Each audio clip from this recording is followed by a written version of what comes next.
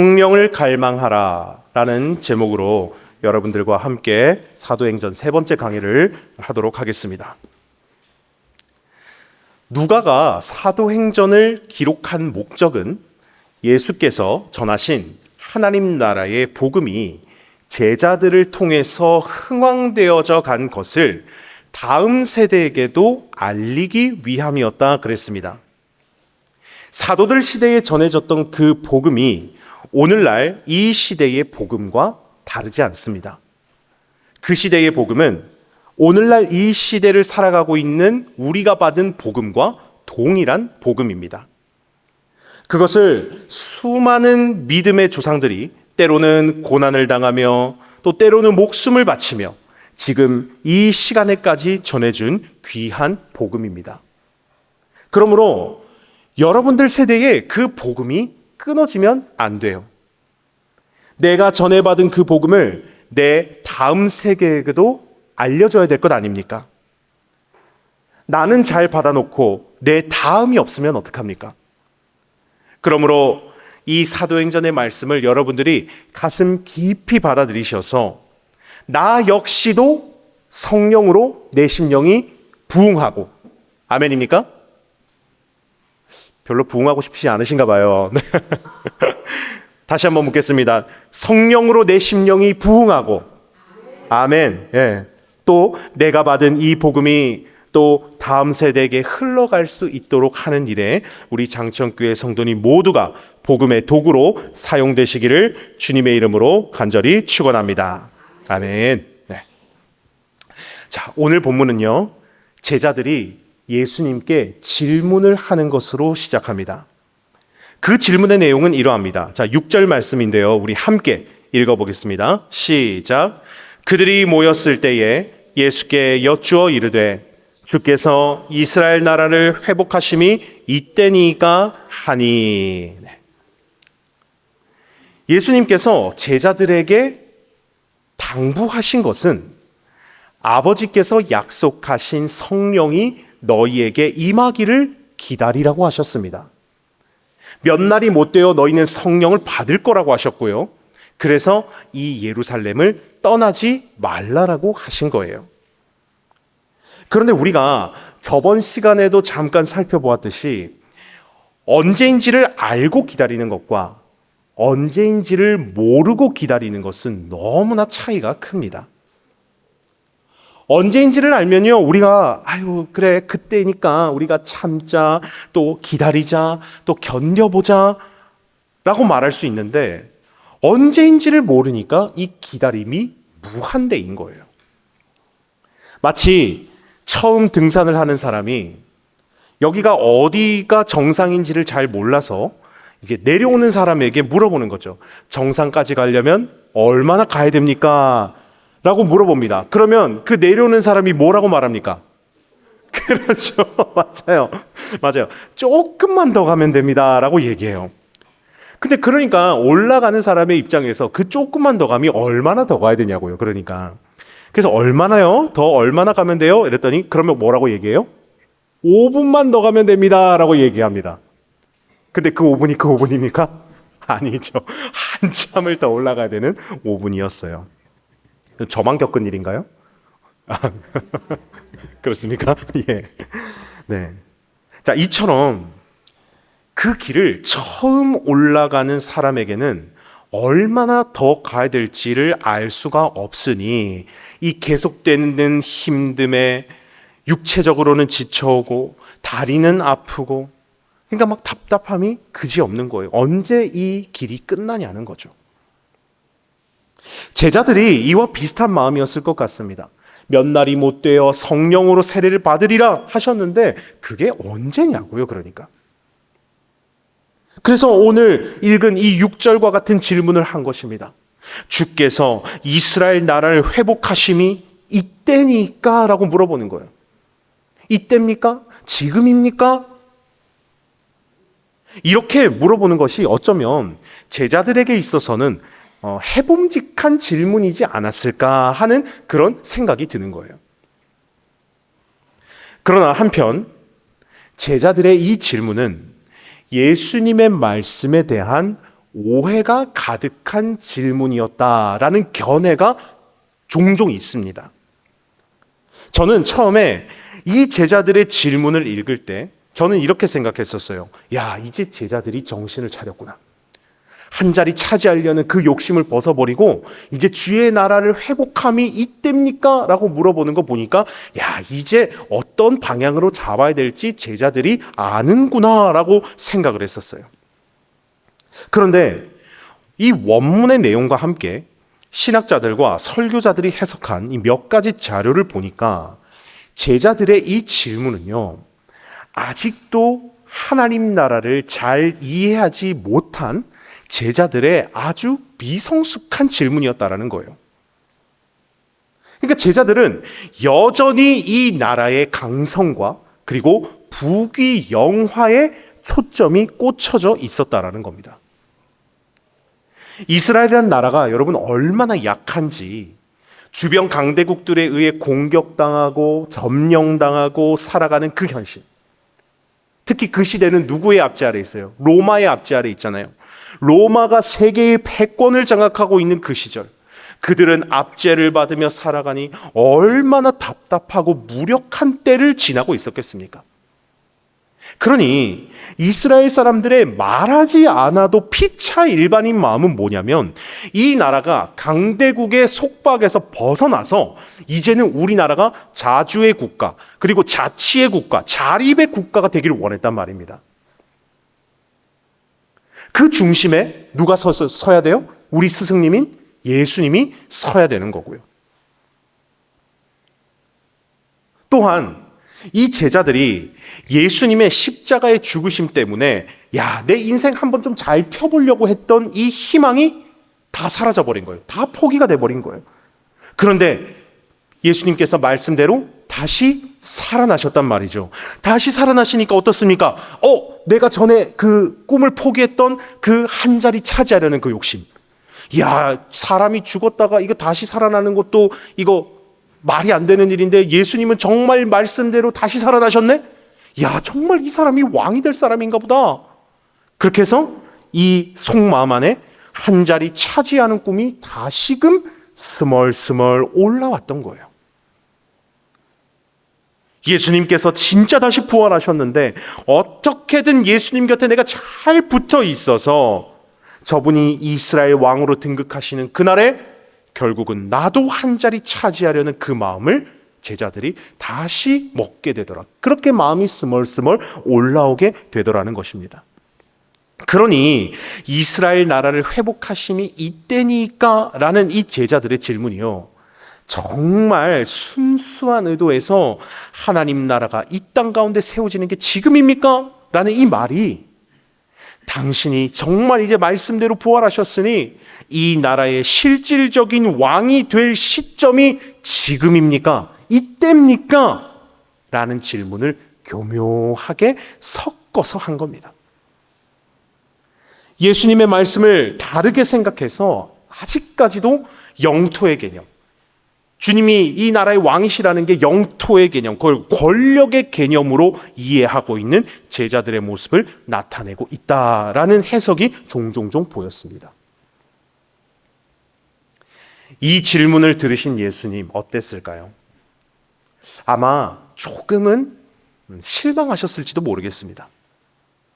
아직도 성령으로 임하시는 그 하나님의 나라의 도래보다는 권력과 부귀영화를 꿈꾸는 이런 질문들을 섞어하니 이를 어찌한단 말입니까? 그래서 예수님이 이 노선을 엇나가는 제자들에게 다시금 방향을 잡아주시면서 대답하는 말씀이 뭐였냐면 7절, 8절의 말씀이었어요. 자, 지금은 먼저 7절 말씀만 함께 읽어보도록 하겠습니다. 7절입니다. 시작. 이르시되 때와 시기는 아버지께서 자기의 권한에 두셨으니 너희가 알 바 아니요. 아멘. 네. 자, 지금 제자들이 정확한 때와 시기를 묻는 이 제자들에게 예수님의 대답은 뭐였냐면요, 너희가 알 바 아니라라고 말씀하셨습니다. 너희가 알 바 아니래요. 제자들이 듣기에 지금입니까? 이때입니까? 라고 물어봤을 때 너희가 알 바 아니야 라고 얘기하면 아마 속으로 제자들이 뭐 이게 뭐야? 뭔 대답이 이래? 라고 할 수도 있겠습니다마는 예수님께서 니네가 알 바가 아니라 라고 말씀하신 이유가 있어요. 그것은 뭐냐? 정확한 시기와 때는 아버지 하나님께서 결정하시는 것이기 때문입니다. 왜냐하면 성령을 보내신다는 것은 아버지 하나님께서 하신 약속이란 말이에요. 그 약속을 언제 어떻게 실행하실지는 그분의 권한에 달려 있는 거예요. 예수님께서 이 비슷한 얘기를 전에도 제자들에게 하신 적이 있었습니다. 언제냐? 예수님께서 십자가를 지시기 전 마지막 일주일 전, 그때 사람들과 함께 다니시면서 제자들에게 하신 말씀이었어요. 자, 마태복음 21장부터는 예수님의 십자가를 지시기 전 일주일의 내용이 쭉 그려지고 있어요. 자, 그때 한참을 바리새인들과 서기관들과 이런 하나님 나라에 대한 논쟁, 그리고 마지막 때에 대한 논쟁을 계속해서 하시는 중이었습니다. 한참을 얘기를 해도 전혀 변할 생각이 없는 이 바리새인들과 사두개인들을 보면서 큰 안타까움을 느끼시고는 결국엔 그 성전에 나와서 다시금 뒤돌아보는 저 예루살렘을 향하여서 뭐라고 말씀하시냐면, 저들의 죄악으로 인해서 이 성전이 돌 위에 하나도 남지 않고 다 무너뜨려질 것이라고 하셨어요. 그렇게 한바탕 폭풍이 몰아친 후에 감람산으로 올라가셨거든요. 그 감람산에 앉아 있는데 이제 제자들이 이 예수님이 하신 얘기가 머리에 꽂혀서 그런지 예수님에게 나와서 이렇게 물어보는 겁니다. 마태복음 24장 3절에 보면 어느 때에 이런 일이 있겠사오며 또 주의 임하심과 세상의 끝에는 무슨 징조가 있으리까? 라고 물어보는 거예요. 그래서 예수님이 뭐라고 대답하시냐면 이에 대해서 환난 전에는 이런 일이 일어날 것이고 환난의 때에는 이런 일이 있을 것이며 환난 후에는 예수님의 재림에 대해서 설명하시는 장면이 나와요. 그런데 이렇게 환난의 때에 이런 일들이 일어날 것인데 24장 36절에 뭐라고 얘기하냐면 그러나 그날과 그때는 아무도 모르나니 하늘의 천사들도 아들도 모르고 오직 아버지만 아시느니라 라고 대답했습니다. 자, 그러면 우리가 이 문장만 딱 봤을 때는 뭐라고 생각할 수 있겠습니까? 예수님도 모르는 게 있네요? 라는 생각이 들 수 있어요. 예수님이 그걸 모르면 어떡합니까? 예수님이 모를 수가 있습니까? 라는 질문이 나올 수가 있을 것 같습니다. 예수님도 모르는 게 있나요? 라고 한다면 저는 이렇게 생각합니다. 예수님은요, 모르는 게 없으세요. 예수님은 모르는 게 없으세요. 왜냐하면 아버지와 나는 하나라고 말씀하셨고 내가 아버지 안에 있고 아버지가 내 안에 계심을 믿으라 라고 요한복음에서 그렇게 말씀하셨거든요. 그래서 예수님도요, 뭐 알려면 얼마든지 알 수 있으신 분입니다. 그러나 그럼에도 불구하고 왜 그날과 그때를 아버지만 아신다고 하셨을까? 그것이 바로 하나님 아버지의 주권을 인정하시기 때문에 아버지만 아신다라고 표현을 한 거예요. 앞으로 되어질 일이 어떻게 될 것이다 라는 건 이미 예수님 다 알고 계시잖아요. 환난 전에 이런 일이 있고 환난의 때는 이런 일이 있고 환난 후에는 이런 일이 있을 거다. 예수님이 이미 다 알고 계시거든요. 그걸 제자들에게 말씀해 주신 것이고요. 그러나 그 정확한 때와 시기는 누구의 권한에 있어요? 아버지의 권한에 있다는 것을 말씀하셨던 것입니다. 그래서 여러분 미래는요 알 수가 없는 거예요. 앞으로 어떻게 되어진 거는 사람이 알 수가 없는 것입니다. 최상위에 계신 그 창조주 하나님도 그때를 고민하고 계시는데 언제 이 일을 행해야 되나 나름대로의 계획을 가지고 계시는데 여러분 하나님께 범접할 수도 없는 인간이 어떻게 그때를 알겠습니까? 혹여나 만약에 그 마지막 때를 정확히 몇 날, 며칠, 몇 시, 몇 분, 몇 초를 안다면 여러분 이 세상 완전 뒤집어지지 않았을까요? 난장판 되지 않았겠습니까? 얼마나 큰 혼란을 겪었겠습니까? 예수님 난 안 믿을 거예요 하는 사람들이 갑자기 겁먹어서 나 지금이라도 예수님 믿을래. 그렇게 하는 사람들이 수없이 많이 생겨나지 않겠습니까? 여러분, 누가 그런 혼란을 줬습니까? 다미성교회라는 그 단체들이 그런 세상에 혼란을 주었잖아요. 그런 이슈를 남긴 사람들 아닙니까? 그런데 여러분, 종말이 왔어요, 안 왔어요? 안 왔죠. 안 왔으니까 지금 우리가 살아있는 거 아니겠습니까? 그러니까 마지막 때는요, 정확한 때는 아버지만 아시는 거예요. 아버지의 권한에 남겨놓으신 것입니다. 그런데 지금 제자들이 앞으로 너희가 이 되어질 일에 대해서 잘 모른다고 해도 성령이 지금 너희 가운데 오시면, 약속하신 성령이 너희 가운데 오시면, 너희 가운데 임하시면 너희가 이 모든 되어지는 일에 증인이 될 것이다 라고 예수님이 말씀하시는 거예요. 땅 끝까지 이르러 너희는 복음을 전하는 자들이 될 것임을 말씀하고 계세요. 그게 8절 말씀입니다. 자, 우리 8절 말씀을 함께 읽어보겠습니다. 시작. 오직 성령이 너희에게 임하시면 너희가 권능을 받고 예루살렘과 온 유대와 사마리아와 땅 끝까지 이르러 내 증인이 되리라 하시니라. 아멘. 아멘. 자, 여기서 원문을 보면요, 이 8절에 오직이라는 단어가 헬라어 알라라고 기록이 되어 있는데, 이거는 접속사입니다. 접속사고 영어로 but이라고 해석을 해놓았어요. 즉 뭐냐면 이 접속사는 앞과 뒤를 연결해주는 얘기라는 겁니다. 그래서 7절과 8절의 말씀을 연결해보면 이런 말입니다. 때와 시기를 아는 것은 하나님의 권한에 있다. 즉 때와 시기를 아는 것은 너희의 권한이 아니야. 그러나 성령이 너희에게 임하시면 너희가 권능을 받을 거야. 권능을 받아서 너희가 어디까지 가요? 예루살렘과 온 유대와 사마리아와 땅 끝까지 이르러 나의 복음을 전하는 자들이 될 거야. 아멘입니까? 네. 여러분, 그러면 이 말의 중점이 뭡니까? 그 마지막 때가 오기까지 제자들이 성령의 능력을 힘입어서 하나님 나라를 전하는 삶을 살아가기를 예수님은 원하셨다라는 거예요. 여러분, 우리는 권한을 받는 데 집중해야 될 것이 아니라 권능을 받는 데 집중해야 됩니다. 여러분, 7절 말씀 보세요. 거기 뭐 나옵니까? 단어가 권한이라는 단어가 나오잖아요. 여러분, 권한이 뭡니까? 뭔가를 결정할 수 있는 자격을 말하는 거예요. 우리 이거 참 좋아합니다. 권한 이거 참 좋아합니다. 뭔가 결정하고 판단을 내리고자 하는 위치에 우리는 서려고 해요. 왜냐하면 그래야 그게 내가 높아지는 것이고 누군가를 좌지우지할 수 있는 힘을 가진다라고 생각하기 때문입니다. 그런데 그 권한은 누구에게 있다고요? 아버지께 있는 거예요. 하나님께 있는 거고요. 우리는 권한에 집중해야 될 게 아니라 하나님이 주시는 권능에 집중해야 되는 거예요. 그 권능을 우리는 힘입어야 되는 거예요.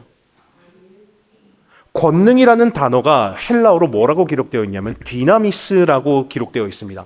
그 뜻은 힘, 능력, 역량이라는 뜻이에요.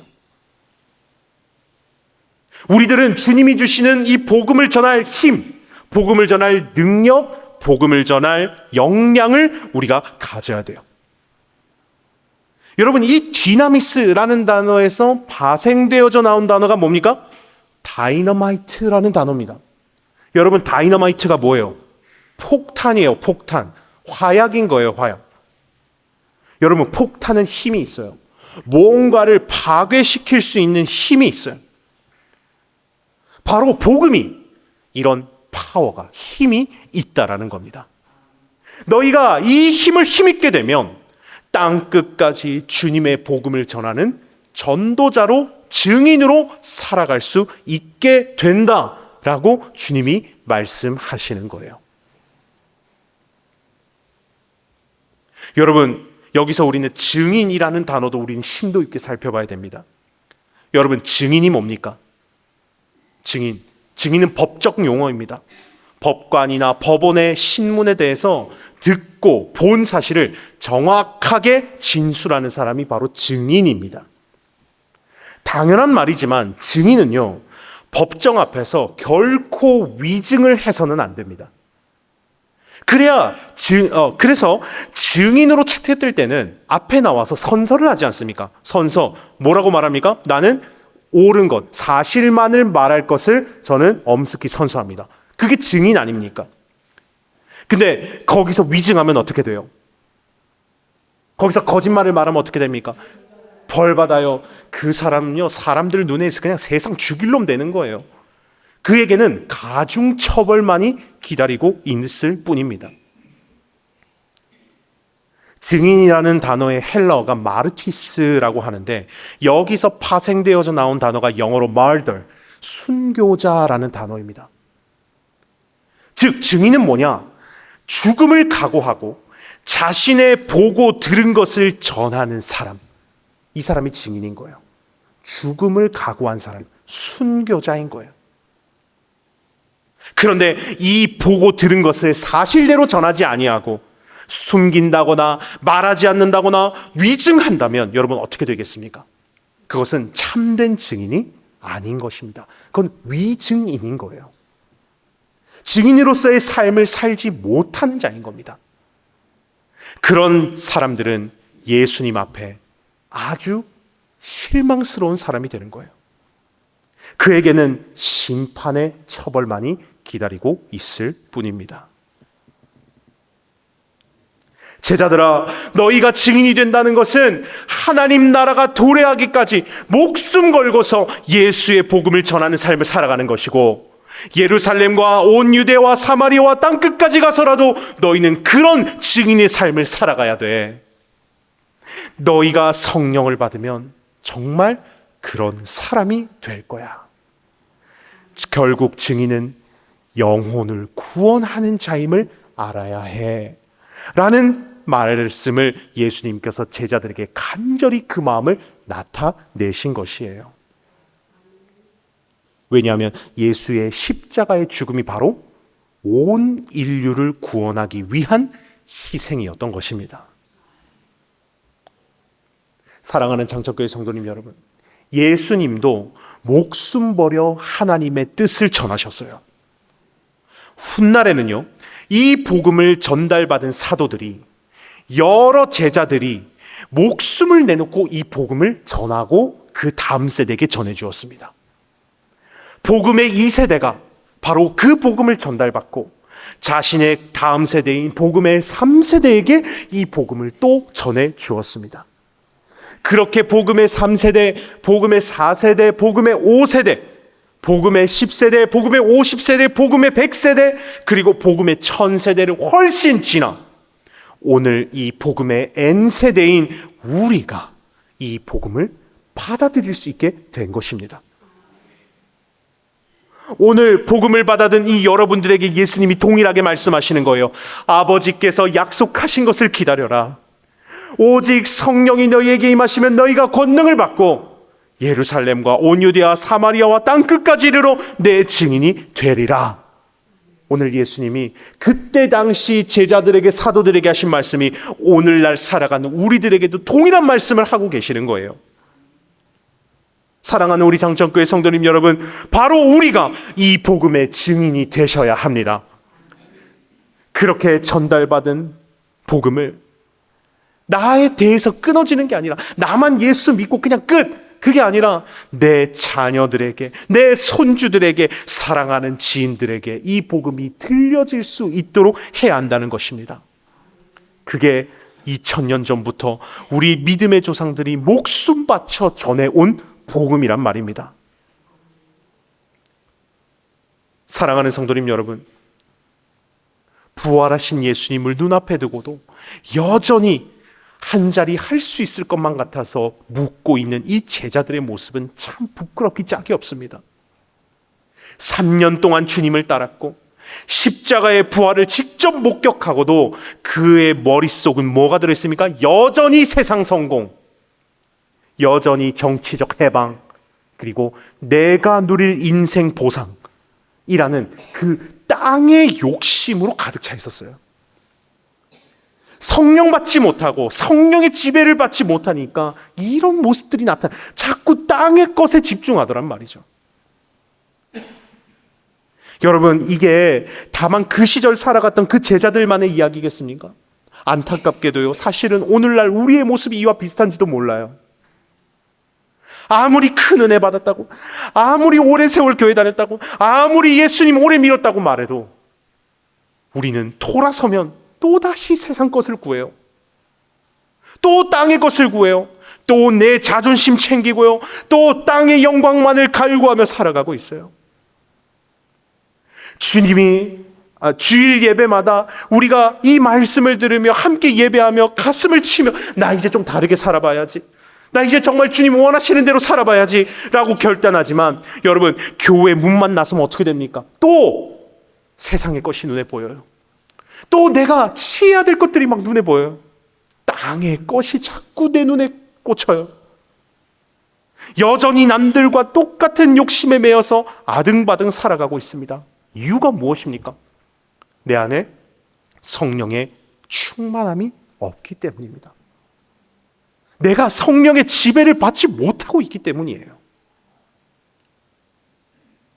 우리가 구해야 될 것은 성령으로 충만한 삶이고 하나님 나라와 그의 의를 구하며 살아가는 삶이고, 그렇게 살아갈 때에 너희에게 필요한 모든 것을 더해 주시겠다 말씀하셨는데, 우리는 끝내 내 자존심 세울 뭔가를 달라고 하고 있더란 말입니다. 그래서 주님은 자꾸, 얘들아, 너네 자꾸 땅의 계산기 두들기지 말고, 땅의 계산기 두들기지 말고 제자들에게 하늘의 계산기를 좀 두드려라.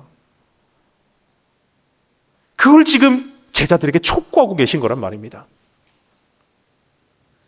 사랑하는 장천교회 성도님 여러분, 우리가 각자가 정말 마음에 손을 얹고 정직하게 좀 물어봤으면 좋겠습니다. 오늘날 우리는 무엇을 그토록 갈망하며 살아가고 있습니까? 내 자녀들이 세상에서 성공하길 갈망하고, 내 지갑이 채워지기를 갈망하고, 내 자존심이 굽혀지지 않는 방법을 갈망하고 있지 않습니까? 그런 땅의 갈망들이 계속 가득 차 있는 동안에는요, 우리의 영혼은 가면 갈수록 점점 더 안 채워져요. 그래서 우리는 메마른 영적 신앙생활을 할 수밖에 없는 것입니다. 신앙생활을 한다고 하지만 왜 이렇게 안 채워지는 게 많은 거야? 신앙생활을 한다고 하지만, 하나님으로 가득 채워진 삶을 살아간다고 하지만 왜 자꾸 내 마음에는 다른 것들이 갈등이 되냐 이 말이죠. 다른 것들이 갈망되냐 이 말이에요. 우리 믿음의 선조들이 이 척박한 땅에 교회를 세우고 눈물로 복음을 지켜낼 수 있었던 비결이 어디 있었겠습니까? 그분들이 세상이 알아줄 만한 그런 자랑거리가 수두룩했겠습니까? 아니에요. 그들은 그닥 별거 없었어요. 그러나 그분들에게는 세상이 감당하지 못한 불덩어리가 그들은 그 안에 있었어요. 지금 현대에 살아가는 이 사람들과는 비교도 할 수 없는 그 열정, 성령에 불타오르는 그 불덩어리, 그 불덩어리가 그들에게 있었어요. 바로 성령의 충만함이었다라는 거죠. 비가 오나 눈이 오나 바람이 부나 이 제단에 나와서 무릎 꿇고, 주여 내게 성령을 부어주시옵소서. 주님, 성령 없이는 난 단 한순간도 살 수 없습니다. 내 가슴을 쥐어짜며 성령을 갈망했던 그 눈물의 기도가 있었기에 여러분, 제단이 살았고요, 교회가 살았고요, 그들의 가정이 살았고요, 오늘날 우리가 이 아름다운 자리에서 예배할 수 있는 거예요. 여러분, 그런데 우리는 어떻습니까? 오늘날 그 거룩한 갈망이 아직도 여러분들 가운데 있으십니까? 성령 그런 거 없어도 나 잘 지낼 수 있어, 나 가진 거 있어 하면서 지내는 거 아닙니까? 내 영혼이 성령을 갈망하지 않으니 내 심령은 자꾸 메말라가요. 우리 가정이 영적으로 죽어가요. 우리 사랑하는 자녀와 다음 세대들이 하나님을 떠나서 자꾸 세상 속으로 휩쓸려 들어가요. 여러분, 내 다음 세대에게 물려줄 최고의 유산은 이 땅의 것이 아니라, 세상의 성공이 아니라, 돈이 아니라 바로 성령을 갈망하는 기도의 무릎힘을 여러분 믿으시기를 바랍니다. 오늘 본문 속에 주님이 이 세상의 헛된 욕심에 취해 영적인 깊은 잠에 빠져 있는 오늘날의 저와 여러분들에게 애끓는 심정으로 부르십니다. 사랑하는 내 아들아, 사랑하는 내 딸아, 이제 그만 땅의 것에 눈을 돌려라. 이제는 아버지께서 약속하신 성령을 갈망하라. 오늘 이 말씀을 통해서 우리에게 이걸 말하고 계시는 거예요. 사랑하는 성도님 여러분, 우리의 부끄러운 이 안일함과 세속적인 마음을 이제는 십자가 앞에 다 쏟아내고, 정말 목마른 사슴이 시냇물을 찾기에 갈급함 같이 우리 함께 성령을 강구하는 자들이 됩시다. 아멘이십니까? 아멘. 성령이 임하시면요, 우리의 심령이 살아나는 거예요. 성령이 임하시면요, 우리 교회가 살아나는 거예요. 성령이 임하시면 우리의 무너진 가정과 우리의 자녀들의 영혼들이 다시 일어나는 그 기적이 우리의 삶 가운데 있을 줄로 믿습니다. 그러니 여러분, 성령 부어주시길 기도하십시오. 성령을 갈망하십시오. 그분이 우리에게 힘을 주시도록, 그리고 그 힘을 힘입으시는 여러분 되시길 바랍니다. 그리하여서 그 힘을 힘입어 우리의 주어진 삶의 자리, 사명의 자리로 이 복음 들고 나아가서 예수의 이름을 땅끝까지 전해주실 수 있는 그런 우리 장천교회 모든 성도님들이 다 되시기를 주님의 이름으로 간절히 축원합니다. 기도하겠습니다.